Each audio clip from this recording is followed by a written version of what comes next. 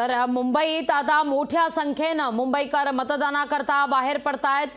तर मुंबईत नेमकी काय सगळी परिस्थिती आहे मतदानासंदर्भात मतदान केंद्रावर आढावा घेतला आमचे प्रतिनिधी सचिन बडे यांनी।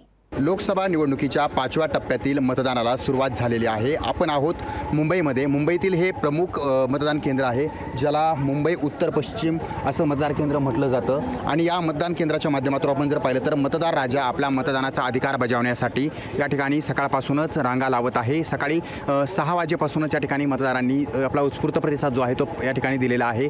सकाळपासूनच या ठिकाणी मतदानाला सुरुवात झालेली आहे। मोठी संख्या जी आहे ती सुद्धा पाहायला मिळते आणि मतदान केंद्रांवर कुठल्याही प्रकारचा अनुचित प्रकार घडू नये यासाठी पोलिसांचा चोख बंदोबस्त जो आहे तो पाहायला मिळतोय। विशेष म्हणजे या ठिकाणी फक्त महाराष्ट्र पोलीसच नाही तर रेल्वे पोलीस सुद्धा या ठिकाणी आलेली आहे आणि तर राज्यामधून सुद्धा काही पोलीस आले असल्याची माहिती जी आहे ती प्राथमिक स्वरूपामध्ये प्राप्त होतीये। आपण जर पाहिलं तर मतदानासाठी मुंबईतील नागरिक जे आहेत ते सुजाण आहेत आणि त्यांनी आपला अधिकार बजावायला सुरुवात केलेली आहे। प्रामुख्याने जर पाहिलं तर राज्यामध्ये ज्या काही घडामोडी झालेल्या होत्या, जे काही बदल घडलेले होते ते बदल घडल्याच्या नंतर ही निवडणूक तेवढीच महत्त्वाची बनलेली आहे।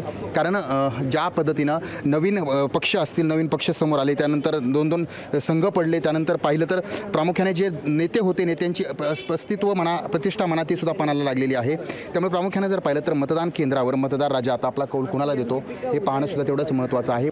सचिन बडे, लोकशाही मराठी, मुंबई।